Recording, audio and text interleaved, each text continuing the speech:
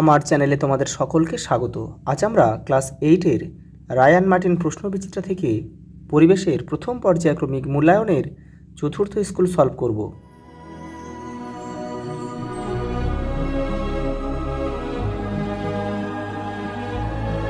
দেখো, প্রথম প্রশ্ন, প্লবতার একক হচ্ছে নিউটন। পরেরটা দেখো, অবাধে পতনশীল দুটি বস্তু মাটিতে পড়ার সময়, দেখো ভারী বস্তু আগে পড়ে, হালকা বস্তু আগে পড়ে, দুটি বস্তু একই সঙ্গে পড়ে, এটা হবে অপশান সি আমাদের সঠিক উত্তর। দুটি বস্তু একই সঙ্গে মাটিতে পড়ে।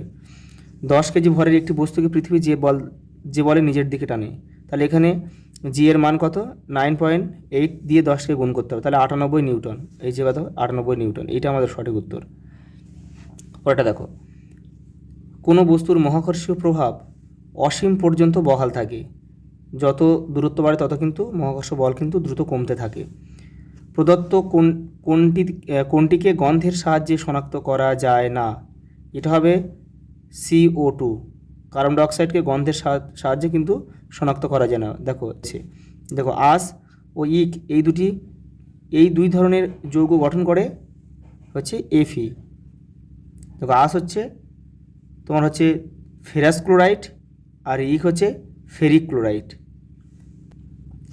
কার্বনেট মূলকের সংকেত হচ্ছে অপশান এ। ওটা দেখো, আইসোটোনদের ক্ষেত্রে নিম্নোক্ত যে কথাটি ঠিক তা হলো এদের নিউট্রন সংখ্যা সমান হবে, আর এদের কিন্তু পারমাণবিক সংখ্যা কিন্তু আলাদা।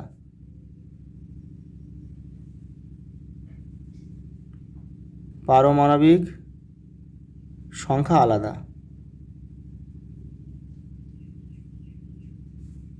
আচ্ছা, এইটা একটু দেখে নাও। এই যে এই ফেরাস ক্লোরাইডের সংকেতটা একটু লিখে নাও, FeCl2, আর আরেকটা ইকে রয়েছে ফেরিক ক্লোরাইড, FeCl3। দেখো পরেরটা, চাপের পরিমাণ তরলের উচ্চতা ছাড়াও আর কোন কোন বিষয়ের উপর নির্ভর করে? এটা হবে তরলের ঘনত্ব,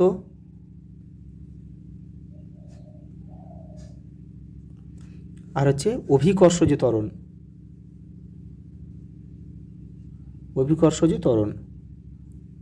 পরেরটা দেখো, শহরাঞ্চলে জল সরবরাহ ব্যবস্থা জলের কোন ধর্মের উপর নির্ভরশীল? জলের সমোচ্চশীলতা ধর্মের উপর নির্ভর করে। পরেরটা দেখো, কোনো বস্তুকে ভূপৃষ্ঠ থেকে 11.2 কিলোমিটার পার সেকেন্ড বেগে ছুটলে কি হবে?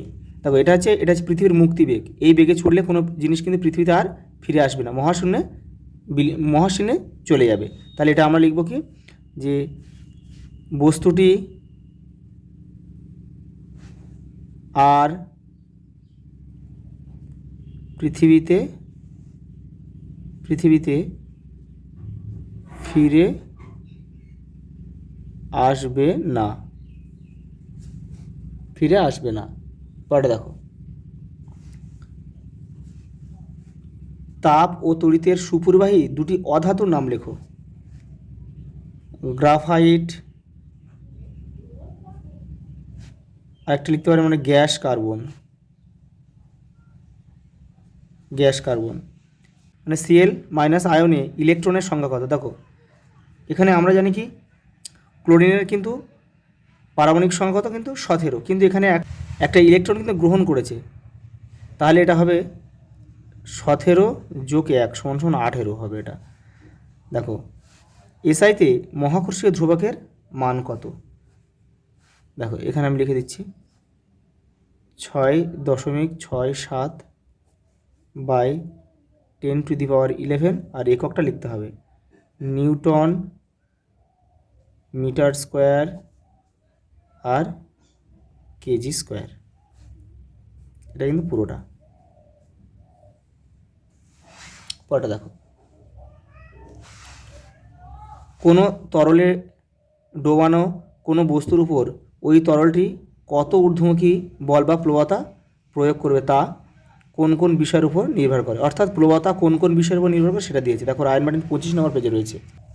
এই যে অর্থাৎ প্লবতা কোন কোন বিষয়ের উপর, এই যে অপসারিত তরলের আয়তন, তরলের ঘনত্ব আর অভিকর্ষ যে ত্বরণ। ওটা দেখো বলছে অবাধে পতনশীল বস্তুর সূত্রগুলি লেখো। দেখো রায়ন মার্টিন 45 নম্বর পেজে রয়েছে। এই যে সূত্রগুলো রয়েছে এখানে দেখো 3খানা সূত্র রয়েছে। এই যে শূন্যস্থানে একই উচ্চতা ও স্থির অবস্থা থেকে পতনশীল সকল বস্তুর সমান দ্রুততার সঙ্গে নিচে নামে। দেখো দ্বিতীয় সূত্র কি, স্থির অবস্থা থেকে অবাধে পতনশীল বস্তুর বেগ বস্তুর পতনকালের সমানুপাতিক। এই পর্যন্ত লিখবে। তৃতীয় সূত্র লিখবে কি, স্থির অবস্থা থেকে অবাধে পতনশীল বস্তু দ্বারা নির্দিষ্ট সময়ে অতিক্রান্ত দূরত্ব বস্তুর পতনকালের বর্গের সমানুপাতিক। এই পর্যন্ত লিখে দেবে। পরেরটা দেখো, দেখো সোডিয়ামের দেখো 11-23 ও পরমাণুতে নিউট্রন সংখ্যা কত, নিউট্রন সংখ্যা দুটো বিয়োগ করতে হবে। তাহলে এটা বিয়োগ করলে আমরা পাবো কিন্তু 12। তাহলে 23 বিয়োগ 11 সমান সমান পাবো 12। দেখো বলেছি, দেখো CaO এবং H2O এদের মধ্যে কোনটি সমযোজী কোনটি তড়িৎযোজী। দেখো প্রথমেরটা হচ্ছে তড়িৎযোজী আর এটা হচ্ছে সমযোজী, জল হচ্ছে সমযোজী। পরে দেখো আইসোবার কাকে বলে উদাহরণ, তোমাদের বইয়ের দেখো 74 নম্বর পেজ দেখো।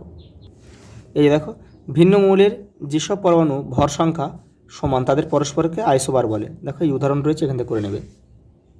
পরে দেখো উত্তপ্ত লোহার উপর দিয়ে স্টিম চালনা করলে কি ঘটবে তা রাসায়নিক সমীকরণ সহ দেখে নাও। এই দেখো সমীকরণটা আমি লিখে দিয়েছি। দেখো এই যে 3Fe + 4H2O আর এখান থেকে Fe3O4 + 4H2O। এটা হচ্ছে ফেরোসেফেরিক অক্সাইড, এটা হচ্ছে জল। পরেরটা দেখো প্লবতা বলতে কি বোঝে। দেখো তোমাদের বইয়ের 15 নম্বর পেজে রয়েছে উত্তরটা। এই দেখো যখন কোনো বস্তুকে কোনো তরলে ডোবানো হয় তখন ওই তরল বস্তুটির উপর একটি ঊর্ধ্বমুখী বল প্রয়োগ করে, এই বলটিকে প্লবতা বলা হয়। পরের প্রশ্ন দেখো, আত্মঘাতী থলি কাকে বলা হয়, লাইসোজোমকে। চোখের রেটিনায় উজ্জ্বল আলো ও বর্ণ শোষণে সক্ষম হচ্ছে কোন কোষ, আর মৃদু আলো হচ্ছে রড কোষ। দেখো কোনো বস্তুকে 15 থেকে 30 গুণ বড় করে দেখা যায় সরল অনুবীক্ষণ যন্ত্রে। আর এগুলোটি দেখে নাও। দেখো ইলেকট্রন অনুবীক্ষণ যন্ত্রে কোনো বস্তুকে 50,000 থেকে 3 লক্ষ গুণ বড় করে দেখা সম্ভব, আর যৌগিক অনুবীক্ষণ যন্ত্রে কোনো বস্তুকে 2000 থেকে 4000 গুণ বড় করে দেখা সম্ভব। দেখো নিউক্লিয়াস ছাড়া অন্য যে কোষ অঙ্গাণুতে ডিএনএ থাকে তার নাম হচ্ছে মাইটোকন্ড্রিয়া। পরে দেখো একটি একক পর্দাবৃত কোষীয় অঙ্গাণু হলো লাইসোজোম।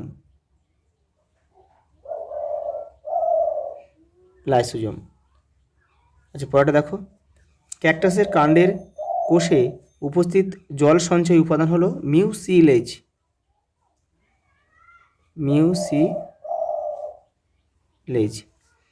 পিতামাতা থেকে সন্তানদের মধ্যে বংশগত বৈশিষ্ট্য